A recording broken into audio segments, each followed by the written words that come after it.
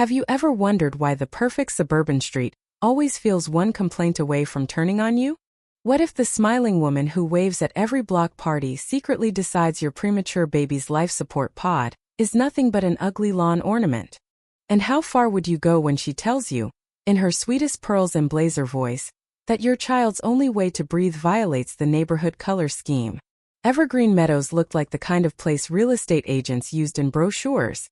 Manicured lawns, identical beige houses, zero personality allowed. I was Dr. Ethan Caldwell, the guy everyone already whispered about. 2 years earlier I'd put in a gentle ramp for my late mother's wheelchair, and suddenly I was the difficult one who thinks rules don't apply. So when my wife and I brought our micro-preemie daughter home in a hospital-approved neonatal pod, I already knew the HOA board would lose their minds. I just didn't expect them to lose them this fast. I was watering the azaleas, perfectly trimmed to code of course, when Lydia Harrington's heels clicked up my driveway like a countdown. She was president for life, or at least that's how she acted, clipboard in one hand, fake concern plastered across her face like cheap foundation. Behind her the pod hummed softly on the side lawn, its translucent shell catching the afternoon sun while the ventilator whispered steady breaths into my daughter's tiny chest. "Dear," she sang, voice dripping honey and venom. "We all adore little what's her name again? The community is praying for her."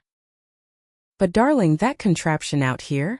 It's a violation of Section 7.2, Visible Auxiliary Equipment. The board voted unanimously this morning. 72 hours to remove it or we start fining. You know how it is." Full. I kept watering. 2 Mississippi. Option is a Class 3 medical device synced live to Children's Memorial NICU. You're standing inside its monitoring radius right now. Every word you're saying is being logged on hospital servers, oxygen flow, heart rhythm, the works. Smile for the record. Her Botox forehead tried to wrinkle. Personal sob stories don't override the CC and RS, Ethan. Aesthetic harmony is non-negotiable. Think of the property values. Think of the children, other children, who shouldn't have to see medical equipment while they ride their bikes. I turned off the hose. Soft green pulse, like it was laughing at her. "You're threatening to unplug my daughter because the pod doesn't match the approved beige palette. That's not harmony." Extra steps and a neighborhood newsletter. She laughed, that bright, practiced HOA laugh that says, "I'm being reasonable and you're the crazy one." Homicide? Oh honey. We're just enforcing standards. Everyone else manages to keep their medical issues indoors. Surely you can too. She spun on her heel, perfume trailing like a threat. "Clock's ticking, doctor. And the portal already has your violation posted." Community eyes are everywhere. By dinner the comments were rolling in like a digital firing squad. "Eyesore from the sidewalk. Ruins my morning walk. If we make exceptions for one baby, what's next? Dialysis machines on every porch?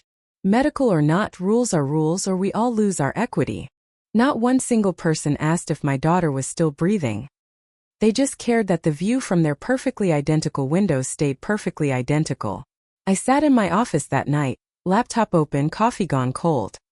The pod's data feed glowed on screen. O2 at 94%, heart rate steady.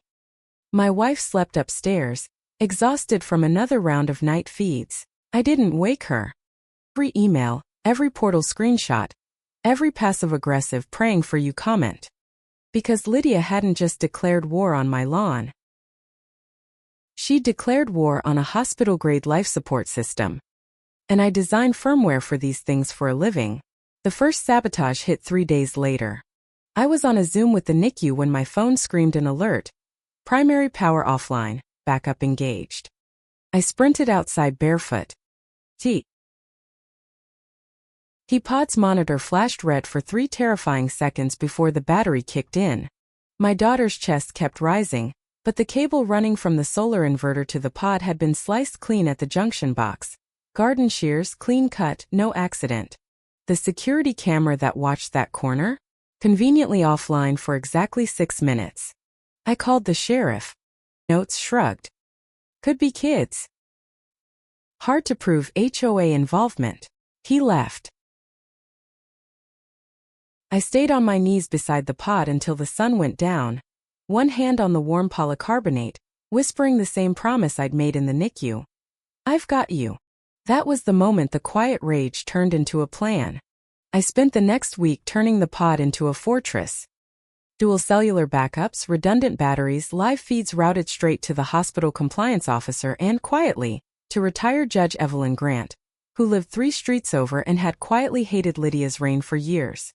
I printed the new ADA certification papers and taped them to the pod in bright red. State-registered life-sustaining medical equipment. Interference is a felony. Then I waited. Lydia never know when to stop pressing the button that says, "Push me." The final enforcement notice arrived certified mail. Removal scheduled for Friday 9 a.m. by approved contractors. No mention of the medical documentation I'd sent twice. Just a cheerful reminder that the board values compliance above all. Lydia's signature at the bottom looked like it had been written with glee. Friday morning I sat at the kitchen window, 3 monitors open, heart hammering but hands steady. The white van pulled up right on time. 2 guys in generic work vests, bolt cutters swinging. And there, standing on the sidewalk like a queen watching her executioners, was Lydia Harrington, clipboard in hand, phone already recording for the portal transparency update. They crossed my property line. Eternally. I didn't move. The first worker knelt and grabbed the power line. 4 seconds later, every alarm I'd built screamed at once. Hospital, ADA office, Judge Grant's private email, and a mirrored live stream titled Evergreen Meadows Real-Time Oversight. The internal clamp locked the pod's core. The heartbeat monitor blipped once, then stabilized on battery. And then Judge Evelyn Grant's voice cut through the morning air like a gavel. "Step away from that device." She walked up the driveway in a charcoal blazer, folder in hand, looking every inch the appellate judge she used to be. The workers froze. First time in public. "This is private enforcement," Lydia sputtered. "You're retired, Evelyn."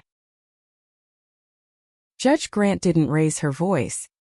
She didn't need to. "I have standing as a resident, as a witness, and as the person who just watched you personally authorize tampering with a federally protected medical device on live hospital feed. You're done, Lydia. Unless you enjoy explaining felony endangerment to your insurance company." The bolt cutters hit the grass. Grown teeth. Lydia stood there, pearls suddenly looking very cheap, face the color of spoiled milk. She stared straight into the pod's camera, the one she didn't know was streaming to half the county oversight offices, and for the first time realized the lawn she tried to control had just swallowed her whole. I stepped out onto the porch then, arms folded, saying nothing. No victory dance. Of watching Lydia's empire of beige crumble in real time. She tried one last clipboard flourish, but the judge simply handed the workers a cease and desist on hospital letterhead. They practically ran to the van. Lydia followed, heels wobbling for the first time since she'd been elected.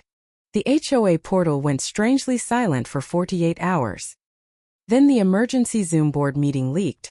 Someone accidentally left the link public. Barry Klein, the one board member who'd always looked uncomfortable during the votes, finally spoke up with a signed affidavit I'd never asked for but he'd written anyway. He detailed every meeting where Lydia had laughed off the medical exemption, called my daughter the sympathy card, and ordered the power cut to encourage compliance. The video of her personally slicing the cable played on loop behind him. By the end of the call, Lydia's square was blank. She'd logged off mid-sentence. The town hall the next Saturday was standing room only. People who had never spoken above a whisper suddenly had opinions. The same neighbors who'd called the pod an eyesore now clutched printed screenshots of Lydia's hand on the wire while my daughter's monitor flashed red. Judge Grant laid out the law in calm, devastating sentences. Barry called for her immediate removal. Even Linda, the woman who once fined someone for the wrong shade of mulch, seconded the motion with a shaky voice. The vote was 87-1. Lydia Harrington was not suspended. She was erased. 2 weeks later, a plain white envelope slid under my door. Inside was a note from Elise 2 streets over whose husband uses a wheelchair. They denied our ramp for 3 years, it read. Said the slope wasn't aesthetically pleasing. Thank you for proving we don't have to apologize for needing to survive. I pinned it next to my daughter's NICU discharge papers, the ones that say home care approved. The new board meets in the clubhouse now with actual ADA language on the agenda. Barry chairs it.